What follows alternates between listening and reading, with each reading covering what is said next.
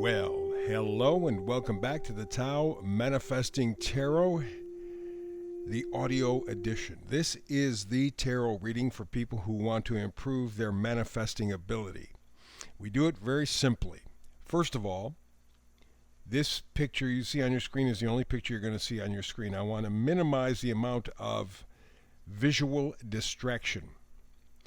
Remember, manifesting needs pictures from you, pictures from your subconscious, pictures in your head, imagination.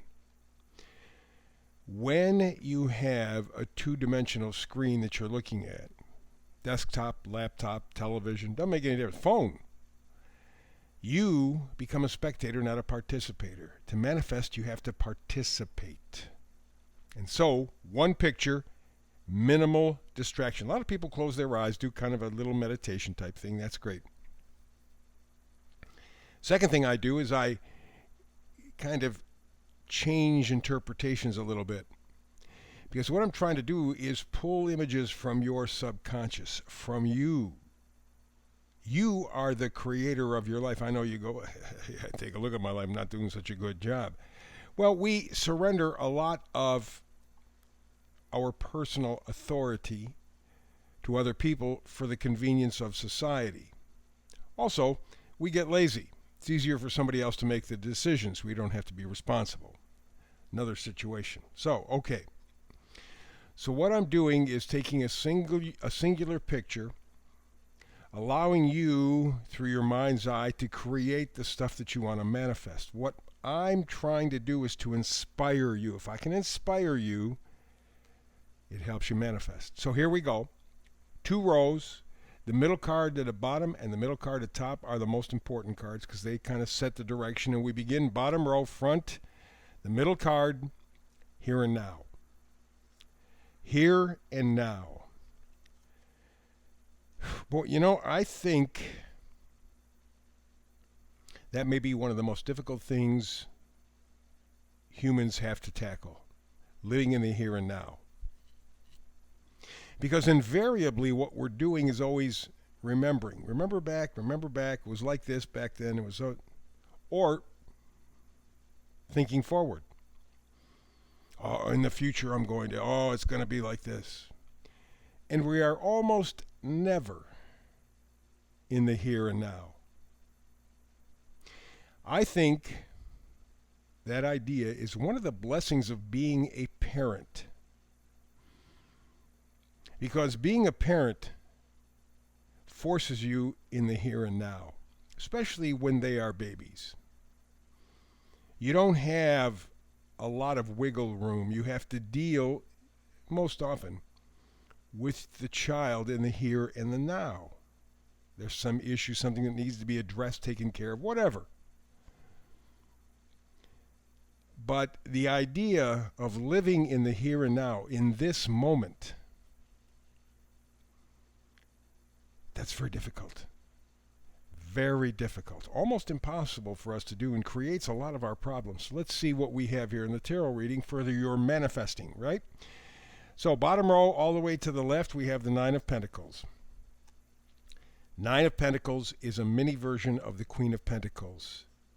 This gal knows what's important to her because that's what Pentacles are. They are what you value. I don't care what the rest of the world does. I don't care what your mother or father does, your husband or your wife or your kids. It doesn't make any difference. What do you, in your heart, in your soul, in your spirit, what do you value? What's the most essential? And you're going to find, for the most part, it's not what we've been told, and it's not what we spent a huge chunk of our life chasing. It's not the money. It's not the cars, it's not the homes, it's not the dresses or shoes or any electrical gadget. It's none of that. It's peace, it's love, it's friendship, it's harmony. Love. It's those things, happiness. 9 of Pentacles knows exactly what's important to her and why. But the card next to it, 7 of Pentacles, says maybe this is a good time to review what's important to you and why. Maybe you just haven't really had the interest, had the ability, had the opportunity to really value your pentacles, really reevaluate, take a look at them, rearrange them, keep most of them, get rid of some of them, just kind of, spring cleaning sort of a thing. Seven of Pentacles says, let's do that. Let's make sure we're closer to the Nine of Pentacles. We know exactly what our values are, and when we have that set of values, there's a sense of peace, stability, happiness, joy in our life, because we have some sort of stability. No matter what's going on outside in the world, if we know what our true values are clearly, and we stick to them, gives you a sense of real joy, peace, stability, organization in your life, no matter what, again, what's going on. So, focusing on values, trying to line them up, clean them up, make sure that they're all set so that you can live in the moment, in the here and now. And maybe that's what the here and now is all about, focusing on what the heck my values are right now. Next card over is the Star card. I love the Star card because it's a healing card. It's hope, it's guidance, it's relief. And you see that she is pouring 2 jars of water, one on land, one into like a pond, I guess. That's emotion. She is feeling her feelings, letting them guide her. And that's doubly important because the next card over is 6 of Cups. And the 6 of Cups is all about nostalgia, right? Something in the past, someone in the past, you have a connection with. And it's a good connection. It probably inspires you, but it's in the past. So the idea is to take a look at what you can bring from your past into your present, into the moment, into the here and now, that would add value to your life. What would bring more happiness? What would bring more joy, more friendship, more love, more purpose in your life? There's a connection from your past that will help you heal. Give it a look. Give it a look. And that's not to live in the past. That's not the idea is to take this thing that maybe you've forgotten about, this person you've forgotten about, how they made you feel. Take that feeling, bring it forward into the here and now. Alrighty, so let's go up top. First card on the left, we have ourselves the Hierophant. It's our belief system. It's not a person so much. I mean, in the old tarot, they would refer to this as the Pope of the tarot deck. But in essence, it's really, if you take a look in a broader sense, it's organizations, our belief systems, group identification. And boy, is there a lot of group identification going on these days. You better think and feel and talk like me, like we want you to. You better fit in line, pal. It's kind of what the Hierophant would be in a negative sense. But maybe, since from the first row we are taking a look at reestablishing your set of values for this moment, for today, in the here and now.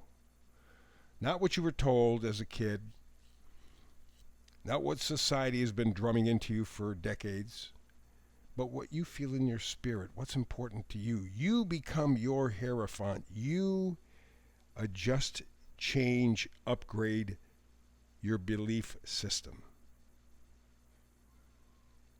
Maybe change your group identification. Maybe the people you're hanging with are really not positive people, not forward-thinking people. Maybe they just do what they're told. They're bots, and society says, do this, think this, feel this way, say this. I'm going to do it. Those people are not living in the moment. They are living in some other space or time. You want to live in the moment. I want my life. I want to be connected to my life. I want to be living in the here and now. And that means I'm going to have to take charge. That also means, the next card over is the Hierophant. That also means that you're going to have to be just a little bit more careful. The Hermit Talks about solitude, introspection. What they're looking for is inner guidance. And that may be what helps you to live in the here and now. Because remember, you only get one here and now. What I said 5 seconds ago is gone. It's forever gone. What you felt just a moment ago is gone. You're not going to get that moment back again. That really is, I think, kind of encapsulating the whole situation. Time may be the most important currency of all. Because when you buy something, you say, well, I paid X number of dollars for it. Or whatever the denomination is, and wherever you happen to be listening to this. But you didn't pay money for it. You gave away a piece of your life in exchange for that money so you could buy something. So that something cost you time that you're never going to get back again. Never. It's gone. And as you get older, you begin to, reluctantly I might add, realize that you're running out of time. And time is even more important. Time becomes the currency of life. It's not the money. It's the time. Somebody postulated to me or suggested to me back, a couple of weeks ago, and I've been thinking about this for the last 6 months, that a lot of what we are experiencing can be put into a category. And the category is rich people trying to live forever. The super rich feel that they can get their way. And of course, we give them all the room that they need, because if they're super rich, they must be smarter than us. No, they're luckier. That's all. Period. Life is luck. Little things happen in our lives all the time. The right connections, the direction, the right change. Oh, I studied this at school. I met this person, whatever. All these things kind of come together. And in the end, we had very little to do with it. And so the super rich go, oh, well, because they believe this stuff, because it's the only thing that they have, since my money can buy anything I want, I can live longer. And I think a lot of what's going on right now is an experiment to help them live longer. It's convoluted, it's quite complicated, but I think that's why that's why there's so much work being done with genetics, with our food, with our medicine. Genetics, always the bottom line. Cyborg, we're dealing with artificial intelligence.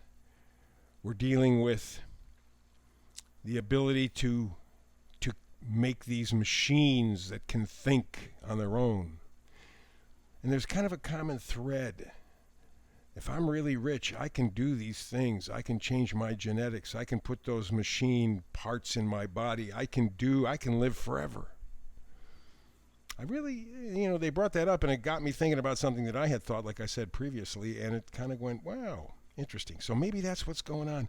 You need to investigate. How do you live in the moment? Everything that you do has a price, and it's time. Where are you going to put your time? You're going to put your time in the past? It's all the good old days. You're going to put your time in the future? Geez, man, I really out there, it's going to be so much better. Or you're going to live now, right now. Because right now is what builds your future. And you can live a life and want to live a life of excitement, joy, enthusiasm. That's what the wands are all about. We're talking about the Queen of Wands, who is the epitome of vibrancy, of charm, of enthusiasm, of self-confidence. Living in the here and now, knowing what your value systems are, why they are important to you, will add excitement and enthusiasm to your life, because you're going to be plugged in. You're going to be a participator, not a spectator. The final card up there is the Three of Wands. Threes, for me, especially when it comes to doing the manifesting readings, we're always talking about the mind, body, spirit. 3, mind, body, spirit. And so the Three of Wands for me very simply says that they are looking into the unknown. there's leadership, there's visionary. It's not looking into the future so that you're living in the future, it's planning for the future. It's living in the here and now. What do I have to work with now? How do I get myself to where I want to be? Big difference between fantasizing, living in the future when you're not there, or going to the past, nostalgia. You have to learn how to live in the here and now. Very, very critical, very, very important. And the final card, my favorite, or one of my favorites to be sure, the Chariot. Self-control, willpower, focus. Focus on the here and now, because the here and now gives you everything else in the future. But we spend too much time living in the past, fantasizing about the future, to really appreciate the present. And the present is the only thing that you really have right now. Everything that you have in your life is paid in time. When your time runs out, that's the end of the ride. So learn to live in the here and now. Learn to live in the moment. That's the reading. Back tomorrow with another Manifested Tarot reading. Went a little long today, but it was an important message. Hope you're back with me tomorrow. If not, between now and the next time you and I have a chance to do tarot together. Peace and blessings. And do something inspiring.